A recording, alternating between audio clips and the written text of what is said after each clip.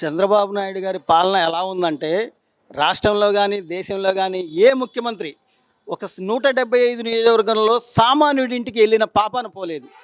ఏ ముఖ్యమంత్రి ఆసరా పింఛన్లు, ఎన్టీఆర్ ఆసరా పింఛన్లు ఇవ్వడానికి వాళ్ళ ఇంటికెళ్ళి ఆయన స్వహస్తాలతో కాఫీ కాసి, వాళ్ళ సమస్యలేంటో కనుక్కొని, వాళ్ళకి కాఫీ ఇచ్చి, పింఛన్ చేతికిచ్చేసి, వాళ్ళు సొంత ఇల్లు లేకపోతే ఇల్లిచ్చి, ఏదైనా మౌలిక వసతులు ఏమీ లేవో మీకు అని వివరాలు అడిగిన ఏకైక ముఖ్యమంత్రి ఈ రాష్ట్రంలోనే, దేశంలోనే ఇప్పుడున్న ముఖ్యమంత్రి.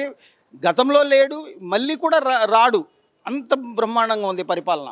మేము ఈ ఈ ముఖ్యమంత్రి, ఈ ప్రభుత్వం వస్తుందని 20 ఏళ్ళలోనే ఏ ఏ ఏ వ్యూహకర్త కానీ, ఏ ఎనలిస్ట్ కానీ చెప్పంది 22లోనే నేను ఇక్కడ వైసీపీ ఓడిపోతుందని అందరికన్నా ఫస్ట్ నేనే చెప్పాను.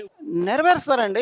ఇప్పుడు ఆ ప్రభుత్వం రాగానే పరిగెత్తడానికి సాధక బాధకాలు ఆఫీసర్ల దగ్గర ఏమేమి ఉన్నాయి, నిధులు ఎంత ఉన్నాయి అన్నీ చూసుకోవాలి కదా. పెన్షన్ పెంచారు కదా సార్, పెంచారుగా. 3,000 ఇచ్చేది 4,000 చేసేసారు. రాగానే 4,000 రూపాయలు పెండింగ్ది మొత్తం 7,000 ఇచ్చేసారు. అందరూ ఇస్తామన్నారు. గ్యాస్ మొదటి బండ ఇచ్చారు కదండి, మొదటి బండ ఇచ్చారు, రెండో బండకి రన్నింగ్లో ఉంది. వేస్తా అని చెప్పారు. తల్లికి వందనం వేశారు కదండి, తల్లికి వందనం అందరికీ పడ్డాయి. తెలిసి నా రివ్యూ చాలా చాలా శక్తివంతమైన రివ్యూ అండి. 199% అందరికీ అందాయండి. నాకు తెలిసి ముగ్గురు పడిన వాళ్ళు 39,000 రూపాయలు తీసుకున్న వాళ్ళు ఉన్నారు. ముగ్గురు వరకు నేను ఒకరికి ఇవ్వడం వల్ల 13,000 రూపాయలు. ఒక స్కూల్లో చదవాలంటే ఇవాళ 40,000 50,000 ఫీజులు తీసుకుంటున్నారు. అలాగా ముగ్గురికి ఒక పిల్లడి విద్యార్థి ఫీజు అయినా సరే వెళ్ళిపోతుంది కదా. ఇప్పుడు నేను ఫీజు కట్టుకోవాలి, నా డబ్బులు నేను దాచుకున్నాను. ఒకవేళ వేయకపోయినా నేను ఫీజు చదివించుకోవాలి.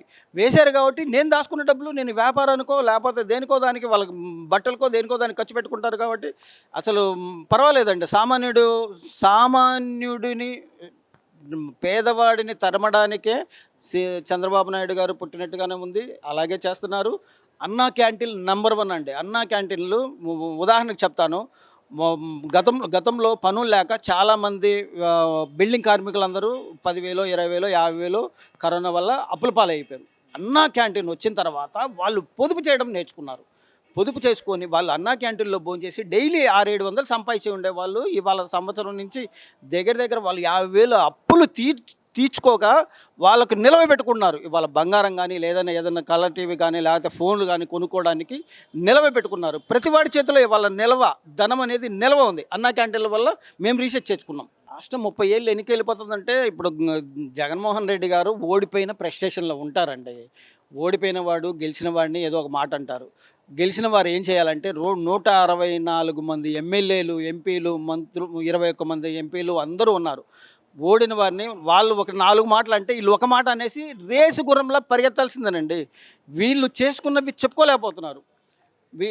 వీళ్ళు వీళ్ళు ప్రతి వార్డులో, ప్రతి నియోజకవర్గంలో 175 నియోజకవర్గంలో ప్రతి వార్డులో కాఫీ విత్ పీపుల్స్ అని ఉదయం పూట వెళ్ళి ఎమ్మెల్యేలు అందరికీ ఒక వార్డులో దగ్గర ఒక 1000 ఓటింగ్లు కనీసం 400 మందిని టచ్ చేసినా సరే అక్కడ సాధక బాధకాలు తెలుస్తాయి. ఒకవేళ రాని వాళ్ళకి ఏమంటే అహంకారంగా కాకోకుండా, అమ్మ ఏదైనా రాకపోతే క్షమించండి అమ్మ మేము ఇస్తాం అని గౌరవంగా చెప్పితే ఈ ప్రభుత్వాన్ని, ఈ మంచి ప్రభుత్వాన్ని, ఈ బలమైన ప్రభుత్వాన్ని మళ్ళీ గెలిపించుకోవడానికి ఆస్కారం.